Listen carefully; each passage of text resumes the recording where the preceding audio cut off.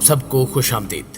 پیارے دوستو، جاپان کا شمار دنیا کے سب سے زیادہ ترقی یافتہ ممالک میں ہوتا ہے کیونکہ اس قوم نے زندگی کے مختلف شعبہ جات میں اپنی صلاحیتوں کا لوہا منوایا ہے۔ چاہے ہم ٹیکنالوجی کے میدان کی بات کریں یا پھر طبی تحقیق کی، ہمیں جاپان کا ذکر ہی سنائی دیتا ہے۔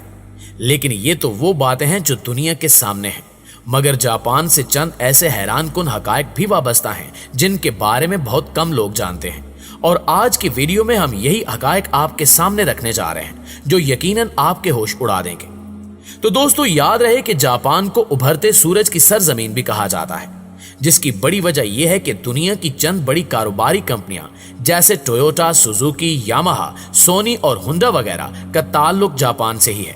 دنیا بھر میں لوگ کوشش کرتے ہیں کہ بچوں کو ابتدائی عمر میں ہی گود لے لیں، لیکن جاپان میں گود لیے جانے والے 98% افراد کی اوسط عمر 20 سے 30 سال ہوتی ہے۔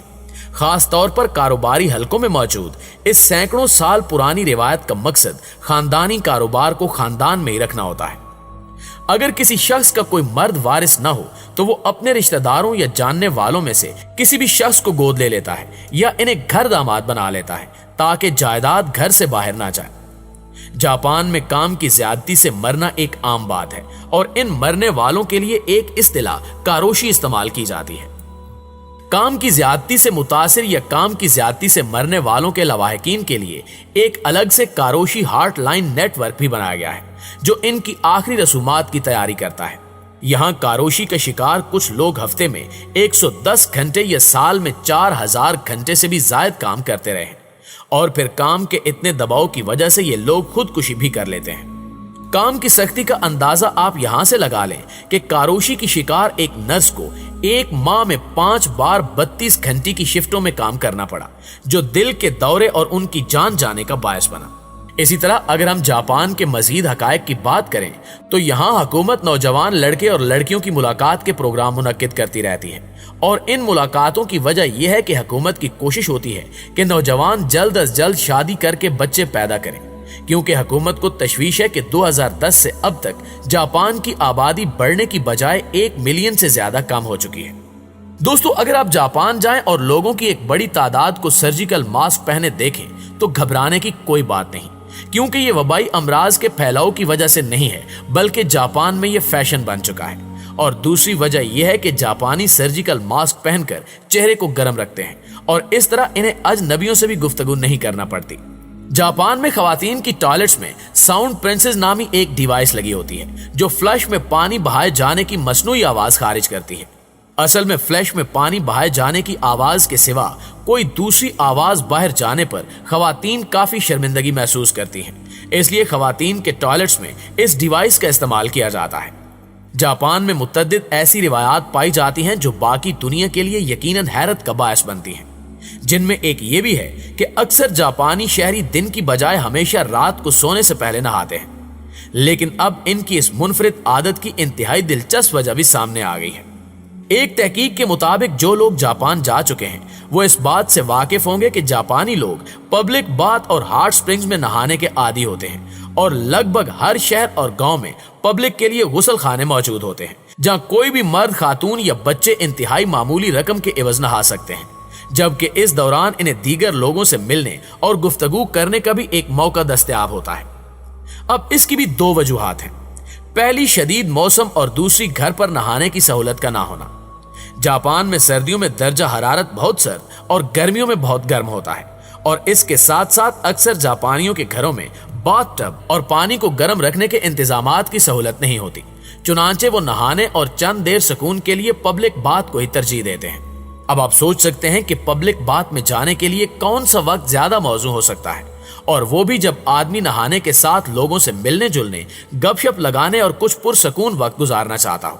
چنانچہ جاپانی کام سے چھٹی کے بعد رات کو ہی پبلک بات جاتے اور نہاتے ہیں۔ دوستو، جاپانیوں کے لیے شاور لینا اور بات کرنا بھی 2 مختلف چیزیں ہیں۔ ان کے لیے بات کرنا کافی وقت لگا کر نہانے اور اچھی طرح سے بدن صاف کرنے کو کہتے ہیں، جو کہ صبح کے وقت جلدی میں ممکن نہیں ہوتا۔ لہٰذا جو جاپانی صبح جلدی شاور لیتے ہیں وہ بھی اپنی تشفی کے لیے رات کو پبلک بات میں جا کر نہا لیتے ہیں۔ ناظرین گرامی، جیسا کہ آپ جانتے ہیں کہ مختلف تہذیبوں میں غم کے اظہار کے لیے مختلف انداز اپنائے جاتے ہیں، اور خاص طور پر کسی فوتگی پر کچھ لوگ سینہ کوبی کرتے ہیں، کچھ چیختے چلاتے ہیں، جبکہ جاپان میں ڈانی قبیلے کے لوگ کسی کے مرنے پر ایک عجیب انداز اپناتے ہیں، اور وہ یہ ہے کہ یہ لوگ روتے ہوئے نہ صرف خاک اور دھواں اپنے چہرے اور سر پر ملتے ہیں بلکہ اپنے ہاتھوں کی انگلیاں ہی کاٹ دیتے ہیں۔ اس قبیلے کے لوگوں کا کہنا ہے کہ اگر مرنے والا ایک کمزور دل شخص ہو تو اسے اگلے جہان کی مشکلات سہنے اور طاقتور بنانے کے لیے خاندان کے لوگ اپنی انگلیاں کاٹ کر قربانی دیتے ہیں تاکہ مرنے والے شخص کی روح کو آسانی ملے۔ اس لیے مرحوم کی قریبی رشتہ دار خواتین اپنی انگلیوں کے اوپر والے کنارے کاٹ دیتی ہیں۔ انگلیاں کاٹنے سے پہلے انگلیوں کی پوروں کو 30 منٹ کے لیے باندھ دیا جاتا ہے اور پھر کاٹنے کے بعد انگلیوں کے کٹے ہوئے پوروں کو خشک ہونے کے لیے رکھ دیا جاتا ہے اور بعد میں ایک خاص جگہ پر دفنا دیا جاتا ہے۔ ڈانی قبیلے کے لوگوں کا کہنا ہے کہ انگلیاں کاٹنے پر جو درد اور تکلیف محسوس ہوتی ہے وہ در حقیقت اپنے کسی پیارے سے بچھڑنے کے غم کا اظہار ہے۔ اس قبیلے میں نہ صرف موت پر انگلیاں کاٹی جاتی ہیں بلکہ بچے کی پیدائش کے وقت بچے کی ماں ہی اس کی سب سے چھوٹی انگلی کو زور سے دانت سے کاٹتی ہے تاکہ وہ دوسروں سے مختلف ہو اور لمبی زندگی جیے۔ اس کے علاوہ آپ یہ بھی جانتے ہوں گے کہ دنیا بھر میں طلاق دینے کی عجیب و غریب رسومات رائج ہیں، مگر جاپان میں اس کام کے لیے ایک ایسا مندر ہے جو اپنے زائرین کو ناکام شادی ٹوائلٹ میں بہانے کی پیشکش کرتا ہے۔ جی ہاں دوستو، وسطی جاپان کے صوبے گونما میں منٹو کوجی ٹیمپل ازدواجی تعلقات سے چھٹکارا حاصل کرنے والے جوڑوں کو ایک کاغذ پر تمام گلے شکوے لکھنے اور طلاق کی وجوہات بیان کرنے کا موقع فراہم کرتا ہے، جسے بعد میں فلیش میں بہا دیا جاتا ہے، اور اس طرح اس جوڑے کے درمیان ہمیشہ کے لیے تعلق ختم ہو جاتا ہے۔ پوری دنیا کی طرح جاپان میں بھی نیا سال خاص انداز سے منایا جاتا ہے، مگر یہاں کے بودھوں کی نظر میں اپنا کیلنڈر اہم ہے، جبکہ بہت سے جاپانی سال کو جانوروں کے حساب سے مناتے ہیں، جیسے کہ 2014 کے سال کا جانور گھوڑا ہے۔ یہ لوگ اس موقع پر مندروں میں جاتے ہیں اور ان کی گھنٹیاں 108 بار بجاتے ہیں۔ اس کے علاوہ اہل جاپان نئے سال کی آمد کے موقع پر اپنے گھروں کی صفائی ستھرائی کا بھی خاص اہتمام کرتے ہیں۔ ان کے ہاں ایک بات بہت اچھی ہے، اور وہ یہ ہے کہ یہاں کے لوگ گزشتہ سال کے جھگڑے اور تنازعات اس موقع پر ختم کر دیتے ہیں تاکہ نئے سال میں بالکل نئے اور تازہ انداز سے داخل ہو اور یہ سال جھگڑوں اور اختلافات سے پاک شروع ہو۔ اس طرح ان کا ملک تنازعات سے پاک ہو جاتا ہے۔ پیارے دوستو، یہ تو آپ جانتے ہی ہوں گے کہ چین اور جاپان میں لوگ کھانے کے لیے چاپ سٹکس کا استعمال کرتے ہیں، مگر آپ کو یہ جان کر حیرت ہوگی کہ اگر جاپان میں کوئی چاپ سٹکس کے بنا کچھ کھانا چاہے تو یہ برا سمجھا جاتا ہے۔ یعنی جاپان میں چاپ سٹک کے ساتھ طریقے اور تمیز سے کھانا لازمی ہے۔ اس طرح جاپان میں یہ بات بھی کچھ عجیب معلوم ہوتی ہے کہ ریسٹورنٹ میں کھانا کھانے کے بعد ٹپ دینا سختی سے منع ہے، اور ٹپ دینے کو جرم کے برابر سمجھا جاتا ہے، چاہے کوئی اپنی خوشی سے ہی ایسا کیوں نہ کرنا چاہے۔ جاپان کی ایک دلچسپ بات یہ بھی ہے کہ وہاں کی سڑکوں پر نہ ہی آپ کو کچرا نظر آئے گا اور نہ ہی کوڑا دان، اور وہاں کے لوگوں کے لیے حکم ہے کہ اگر آپ کے پاس کوئی کچرا ہے تو اسے اپنے بیگ یا جیب میں رکھ لیں اور پھر گھر جا کر اسے اپنے کوڑے دان میں ڈال لیں۔ لیکن اس کے باوجود بھی کچھ لوگ اس حکم کی خلاف ورزی کرتے ہیں، جن کو بھاری جرمانہ سہنا پڑتا ہے۔ یقیناً یہ طریقہ تو واقعی دلچسپ ہے اور ہمارے ملک میں بھی ایسا ضرور ہونا چاہیے۔ جی تو ڈسکور دی ورلڈ کے پیارے پیارے دوستو، یہ تھی ہماری آج کی انٹرسٹنگ، انٹرٹیننگ اور حیرت انگیز